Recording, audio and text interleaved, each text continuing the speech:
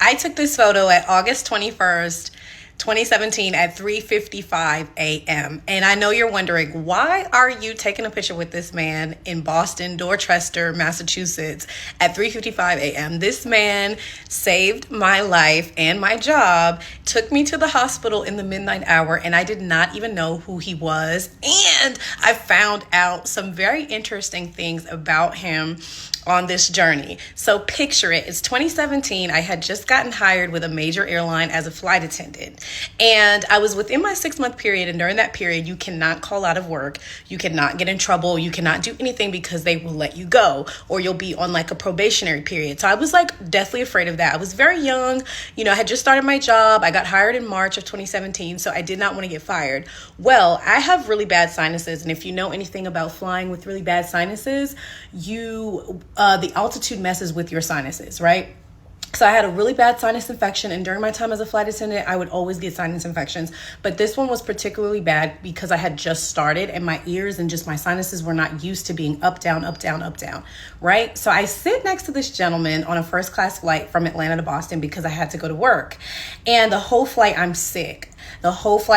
Like, I'm coughing. I have I remember I had my jacket on top of my head, and he's like, "Are you okay?" And he asked the flight attendant to bring me a cup of hot tea. He's like, "You need tea, you need lemon, you need honey. Like, you need to just drink this the whole flight," because I was miserable, but I had to go to work. And I was a commuter, so that meant I worked out of Boston. I flew from Atlanta to Boston to start my trip.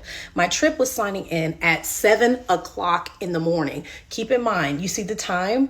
3:55 a.m. and I have to sign in at 7. So as I'm on this flight, I'm crying and I'm like, oh my God, my ears are in so much pain. The altitude is getting to my ears and I'm just miserable. And so he goes, "You need to go to the hospital. Like, you need to go to the hospital." And I'm like, "I think when I land, I'm going to catch a lift and go to the hospital here in Boston." He's like, "I'm from here. I'm going to take you." He was like, "When we land," this was the last flight. So we got on that flight at 10 p.m. We would land in Boston around 12 a.m., almost 1 o'clock. And he's like, "What kind of Uber, what kind of Lyft are you going to get at 2 a.m.? Like, you know what I mean? Or 12 a.m. rather." So he's like, "I'm going to take you." And he was like, "You can call your parents and give them my information, give them my social, my license, all the things. But I'll take you to the hospital that I know is going to look at you, look at your ears, look at your eardrums, all the things." So I call my dad, I call my mom, and I'm like, "Mom, Dad, this man said he's going to take me to the hospital. Here's his information. He has a rental car, da da da da." So I go. Y'all, he takes me to the hospital and the doctor looks at my ears and he's like, "Hey, you could fly this flight, but you might actually blow your eardrum. Like, there's a potential that if you fly these flights, you could blow your eardrum." Me being young, stupid, and not wanting to lose my job, I'm like, "Okay, if you give me this medicine, like, will I be fine?" And I remember just being there crying, and I'm in this hospital with this stranger, and I'm just crying. And he goes and he looks at me. He's like, "Yo, you can do this." He's like, "You can do this." He was like, "Let them medicate you, let them treat you." He was like, "Just get through the first day," because I had a long Detroit layover. He's like, "Just get through the layover, get to Detroit. You're in Detroit for 24 hours. Just sleep the entire time and just push through. Like, you got this," right? Yo, this man was like my uncle that night. Like, he just became my uncle. So I called my parents and I'm like, "This is what they're going to do." Long story short, guys, you ready for the kicker? He tells me at the end of the night that he was one of the top gang members in Boston and he actually served like 12 years in prison. And how I found this out is because when we finally finished at the hospital, I got on my meds, he took me to get my prescription filled, y'all. We went from the hospital to to CVS or something like that to get the prescription filled. And he calls me an Uber and he's like, "The Uber's going to take you to Boston Airport so you can just sleep there for a little bit and start your trip." And he goes, "Let me get out the car so I can show this Uber driver my face." And he looks at the Uber driver. He's like, "Take her to the airport.